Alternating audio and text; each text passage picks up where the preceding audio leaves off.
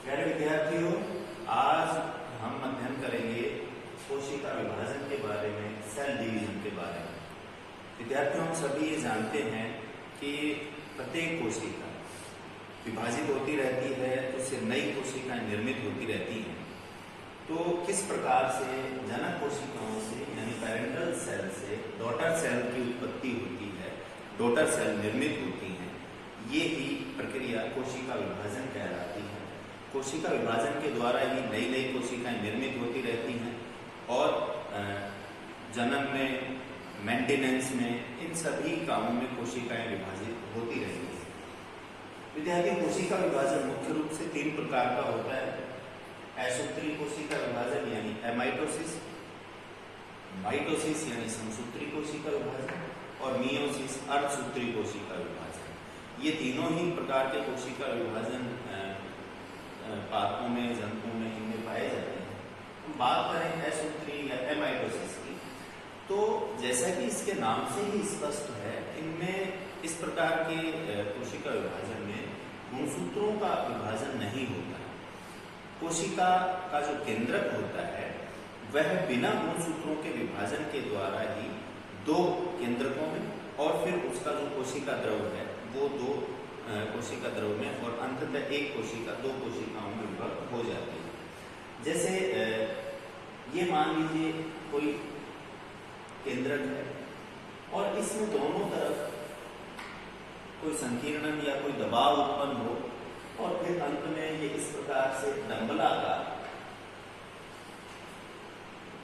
आकृति का हो जाए और अंत में इससे 2 केंद्रक निर्मित हो जाए और फिर इन दोनों के चारों तरफ कोशिका द्रव का निर्माण हो जाए। तो असूत्री या एमाइटोसिस जो विभाजन होता है वो मेंटेनेंस के लिए, कोशिका के अनुरक्षण के लिए और संततिकरण के लिए कुछ जो निम्न स्तरीय पादप हैं जैसे शैवाल है या कुछ प्रोटोजोआ है, यीस्ट है, उनमें इस प्रकार का विभाजन पाया जाता है, असूत्री विभाजन।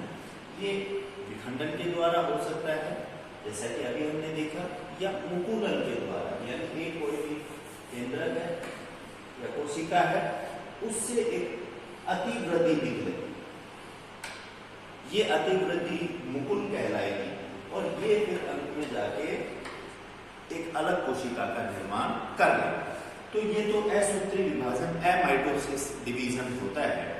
अब हम बात करते हैं सेल साइकिल की, कोशिका चक्र की। विद्यार्थियों, कोशिका में विभाजन अवस्था और विभाजन की तैयारी की अवस्था एक के बाद अल्टरनेट रूप से, एकांतरित रूप से चलती रहती है। यानी कोशिका विभाजन करेगी और फिर कोशिका विभाजन के बाद विभाजन की तैयारी करेगी, जिसको हम अंतरावस्था कहते हैं, इंटरफेज कहते हैं। तो ये कोशिका विभाजन अवस्था और अंतरावस्था एक के बाद एक अल्टरनेट रूप से, एकांतरित रूप से आती रहती है। ये पूरा का पूरा चक्र चलता रहता है। यह चक्र ही क्या कहलाता है? कोशिका चक्र या सेल साइकिल कहलाता है। कोशिका चक्र में 2 प्रावस्थाएं होती हैं मुख्य रूप से, अंतरावस्था यानी इंटरफेज और विभाजन अवस्था यानी डिवीजन फेज। अंतरावस्था जो होती है विद्यार्थियों, वह कोशिका विभाजन की तैयारी की अवस्था होती है। यानी कोशिका विभाजन से पहले आवश्यक जो संसाधन है, आवश्यक जो वस्तुएं हैं, उनको जुटाती है। तो यह अवस्था ज्यादा टाइम लेने वाली होती है, लगभग 90% टाइम कोशिका विभाजन का जो है, कोशिका चक्र का अंतरावस्था में बीतता है। अंतरावस्था में विद्यार्थियों मुख्य रूप से 3 उप अवस्थाएं या 3 प्रावस्थाएं पाई जाती हैं। जीवन फेज, एस और जीपी। जीवन फेज को गैप फर्स्ट या अंतराल प्रथम कहते हैं। यानी कोशिका विभाजन या विभाजन की अवस्था के तुरंत बाद जो अवस्था आएगी, जो प्रावस्था आएगी, वो क्या कहलाती है? जीवन फेज या गैप फर्स्ट कहलाती है। इसमें प्रोटीन का निर्माण होता है, डीएनए के रेप्लिकेशन, डीएनए प्रतिकृतिकरण के लिए जो आवश्यक एंजाइम हैं वो निर्मित होते हैं, आरएनए का संश्लेषण होता है। लेकिन हमेशा याद रखना विद्यार्थियों कि जीवन फेज में कभी भी डीएनए का संश्लेषण, डीएनए रेप्लिकेशन या डीएनए सिंथेसिस नहीं होता है। इसके बाद जो दूसरी उप अवस्था है एस अवस्था, इसको सिंथेसिस या संश्लेषण अवस्था भी कहते हैं। इसमें दो महत्वपूर्ण घटनाएं होती हैं।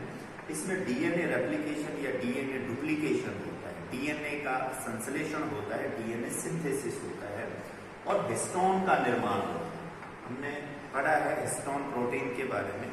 हिस्टोन जो है वो एस या सिंथेसिस प्रावस्था में निर्मित होता है। और इंटरफेज की अगली और अंतिम उप अवस्था है G2 यानी गैप सेकेंड। दूसरा जो अंतराल है उसमें जो तर्कु प्रोटीन है, स्पिंडल प्रोटीन है, उसका निर्माण होता है। एमआरएनए का निर्माण भी इसी में होता है। ठीक है, इसी प्रकार से कुछ जो एंजाइम होते हैं वो भी गैप सेकेंड उप अवस्था में निर्मित होते हैं। तो इस प्रकार से जो इंटरफेज है जिसके बाद कोशिका विभाजन की अवस्था आती है, जिसमें गुणसूत्र विभाजन होता है, इसके बारे में हम अगले वीडियो में जानेंगे। तो ये जो तीन अवस्थाएं थी G1, S और G2, ये मिलकर सम्मिलित रूप से इंटरफेज कहलाता है। आज के लिए इतना ही, धन्यवाद।